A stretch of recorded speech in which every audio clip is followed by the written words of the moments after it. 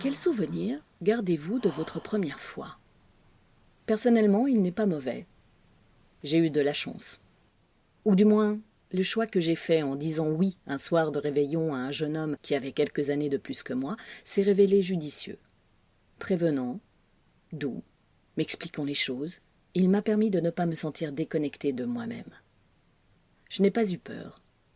Je ne me suis pas sentie mal. Je pense même que j'étais bien. Non pas que je me sentais devenir femme, non, mais je me suis sentie entourée. Je ne sais absolument pas à qui appartenait le lit dans lequel j'ai perdu ma virginité, comme on le dit. Ouais, même si cette notion me paraît stupide, surtout dans mon cas. Mais j'ai un souvenir de tout doux, tout chaud, molletonneux. C'était cool. J'avais 17 ans, et j'allais être majeure un mois plus tard. Quelques semaines avant, mon petit ami de l'époque s'était mis la pression, et ce qui devait être notre première fois s'est soldé par un échec pour lui. J'étais prête. J'étais effectivement en confiance, mais visiblement ce fut le coup de stress pour lui. On n'a rien pu faire. Ça arrive. Sauf que j'étais décidée, moi. Car il faut bien comprendre une chose, c'est que maîtriser une situation, c'est pouvoir d'abord la décider. Alors, quand à minuit, lors de la dernière soirée de 1991 où je n'étais pas avec lui pour fêter ce passage à la nouvelle année, j'étais tellement décidée, j'avais tellement besoin de contrôler la situation que c'est à un autre que j'ai dit oui. Alors que je ne le connaissais ni d'Ève ni d'Adam, je lui ai dit oui. Je ne me suis pas sentie forcée. C'était mon choix. Évidemment, à l'époque, je me disais que j'allais réserver ce choix à l'homme dont j'étais amoureuse depuis quelques mois et avec qui je sortais. Évidemment, à l'époque, j'aurais été incapable d'interpréter cela et incapable de vous dire qu'il ne s'agissait que d'une prise de contrôle de ma part. Évidemment. Donc voilà, cela ne s'est pas passé comme je l'avais prévu à la base, de manière romantique avec mon amoureux du moment. Quoi qu'il en soit, j'ai voulu faire les choses bien et dès le lendemain, ou le surlendemain, je ne sais plus, je l'ai prévenu que nous ne pouvions plus continuer ensemble, que j'avais rencontré quelqu'un d'autre, que blablabla. Est-ce que j'étais tombée amoureuse en une nuit?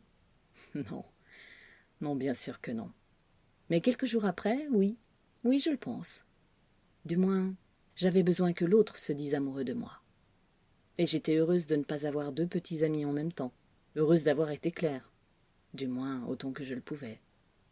Et oui, je ne pouvais pas prévoir que j'allais faire une rencontre en fêtant la nouvelle année. Attendez, peut-être que... Oui, c'est ça, je les ai toutes gardées, les lettres, nos échanges. Alors, étais-je amoureuse? Qu'est-ce que je lui racontais dans ce premier courrier? Non, non, j'étais pas amoureuse, mais j'avais fait un choix, mon choix. Rien ne m'avait été imposé, et c'est bien cela qui était le plus important. On regarde cela de plus près.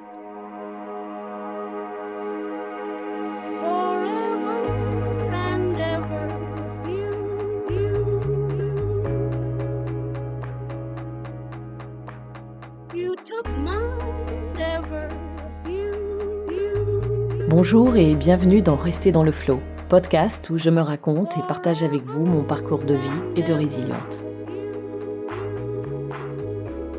Je m'appelle Florence, j'ai 43 ans. Et comme on le dit dans le jargon actuel, je suis une MeToo.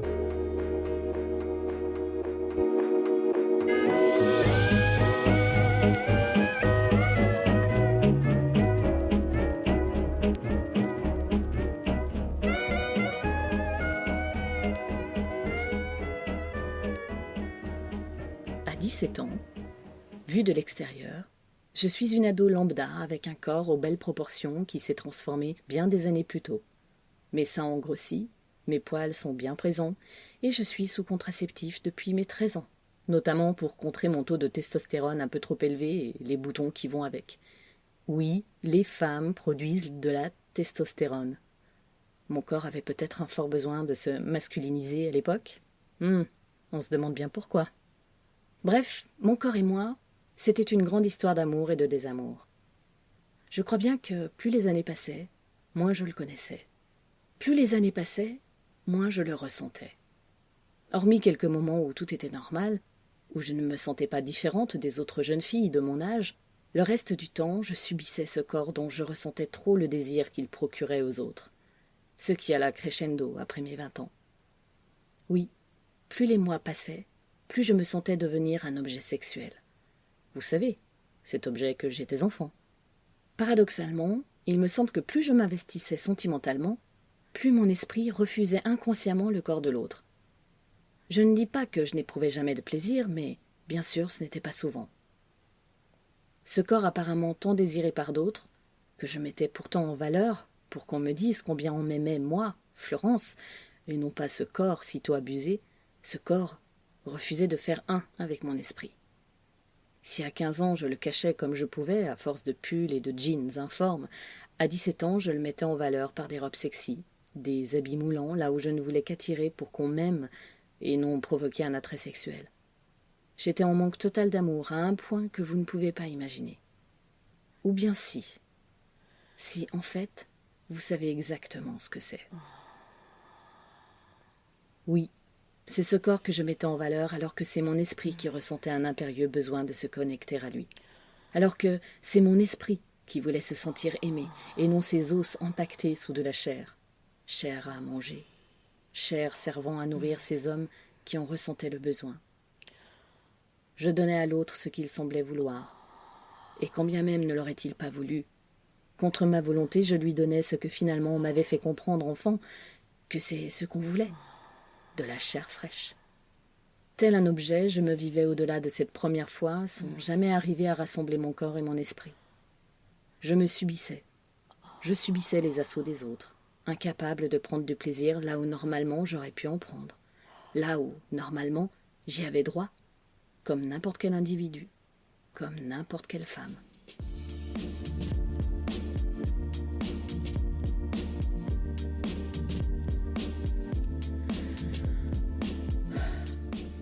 En fait, ce n'est pas cette première expérience sexuelle que je retiendrai le plus dans ma mémoire de survivante. Non, en réalité, ce sont plutôt toutes les autres, toutes celles d'après qui ne sont pas forcément sexuelles, mais qui sont avant tout des relations humaines. Parce qu'au final, des relations sexuelles, une fois que j'ai rencontré celui qui allait partager ma vie pendant 20 ans, j'en ai pas connu tellement. Mais il est vrai qu'avant lui, ce qui revenait parfois, au moment d'être pénétré, c'était cette subite envie de pleurer. Je dis avant lui, mais en fait lui aussi y a eu droit. Mais il n'a pas eu la réaction à laquelle j'étais habituée. Il ne m'a pas dit « non, ne pleure pas ». Au contraire, il m'a dit « vas-y, ce n'est pas grave ». Ou quelque chose du genre qui, en tout cas, m'a marqué à vie. Parce que, pour la première fois, je crois que quelqu'un m'écoutait. Ou du moins, quelqu'un m'entendait. Oui, il m'a entendu. C'est ce qui a fait toute la différence. Donc avant lui, je tentais de me retenir le plus longtemps possible, mais l'angoisse sournoise s'insinuait, puis montait jusqu'à m'éclater à la figure, jusqu'à provoquer des sanglots, tandis que mon partenaire allait et venait sans pouvoir comprendre ce qui se déroulait sous lui, sous ses coups de rein, en moi, et ailleurs que dans mon vagin, et à chaque fois c'était l'incompréhension, voire l'agacement. Mais comment leur en vouloir? Comment aurait-il pu savoir? Je ne pouvais jamais prévoir. Il pouvait se passer des mois pendant lesquels tout allait bien, puis d'un coup, hop, j'éclatais en sanglots. Que j'ai pris du plaisir ou pas, aucune importance, ce n'était pas corrélé. Je n'avais pas de sentiment de culpabilité, mais malgré l'amour ou même l'intérêt que l'autre me portait, ce qui revenait sans cesse, c'est que je me sentais considérée non pas comme une personne, mais comme un objet de plaisir, un simple corps. Malgré tous mes efforts, cela finissait par rejaillir. Sauf à certaines périodes où bizarrement ce sentiment s'estompait, puis il revenait. 18 ans, 19 ans, 20 ans. Les années défilaient. Ma vie sentimentale évoluait et bêtement je ne me sentais qu'être cet objet sexuel de plus en plus souvent. Ce sentiment était-il présent à cause de mon passé? Non. Sincèrement, non. La plupart du temps, il l'était à cause du présent. Il l'était à cause des autres hommes et de leur comportement.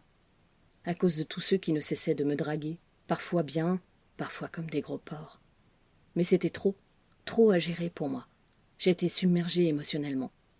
Tout cela venant percuter de plein fouet ma vie personnelle et sentimentale. Parfois, même mon conjoint n'avait plus face à lui qu'une partenaire affaiblie, passant de périodes de frigidité, de vaginisme, c'est-à-dire qu'on ne ressent rien au niveau du vagin, à des moments de pure déprime ou à plus de 30 ans, à des rebuffades. Rebuffades, encore un terme que plus personne n'utilise. En fait, je l'envoyais valser de manière hargneuse pour une simple caresse sur les seins ou les fesses par-dessus mes habits parce que, non, je ne suis pas un objet sexuel. Là où il ne voulait témoigner qu'amour et affection et désir pour celle qu'il aimait, celle que j'étais.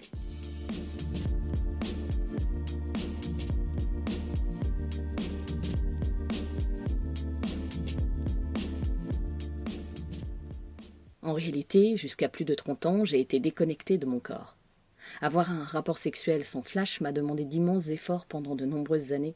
Des efforts pour ne pas penser à ce que j'avais subi enfant alors que j'étais en pleine action, que je tentais de prendre ou de donner du plaisir par amour, ou pas. Je dirais même que c'était cela le plus dur. Là où une personne lambda peut se consacrer entièrement à ce moment de partage, de désir, d'envie de l'autre et de plaisir corporel, moi, je devais d'abord passer du temps mental à chasser des images, à chasser des sensations, à chasser un trauma entier avant de pouvoir me relaxer, me laisser aller et, si possible, en ne montrant rien de tout cela à l'autre, en ne lui dévoilant rien, en ne l'interpellant pas sur la situation que moi je vivais au même moment que lui, mais sans que cela n'ait rien à voir avec le début d'une relation sexuelle pensée pour le plaisir et dans le plaisir. Bon, et puis évidemment, par la suite, devenir mère n'a rien changé, voire, comme pour beaucoup de femmes, a fait ressurgir d'autres phases du trauma, d'autres problématiques dans la relation à mon corps, qui, bien sûr, avaient changé de nouveau. Mais bon, je garde ça pour une prochaine fois. Parce qu'au final, si je vous ai raconté tout ça, ce n'est pas pour appuyer sur les points négatifs que j'ai vécus à l'époque. Oui, je les ai vécus. Mais je m'en suis remise. Et ils m'ont aidé à me construire. Ils font partie de moi. Je ne les ai pas reniés. Je les ai acceptés. Ils sont moi.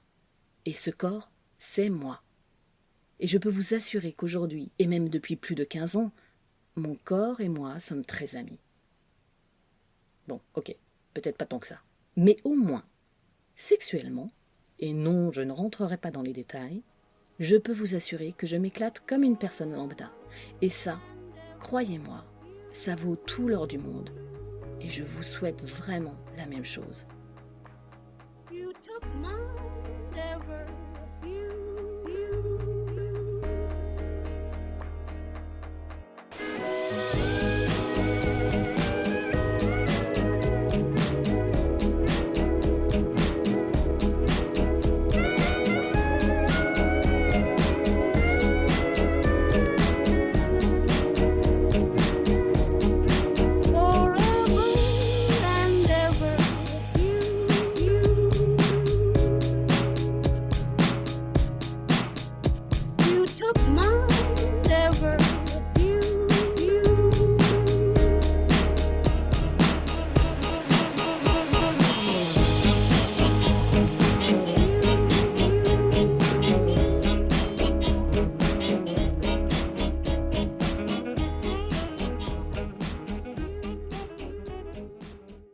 Vous souhaitez m'encourager à continuer ce podcast? Alors n'hésitez plus. Allez sur iTunes, mettez 5 étoiles et laissez un commentaire d'encouragement. Merci.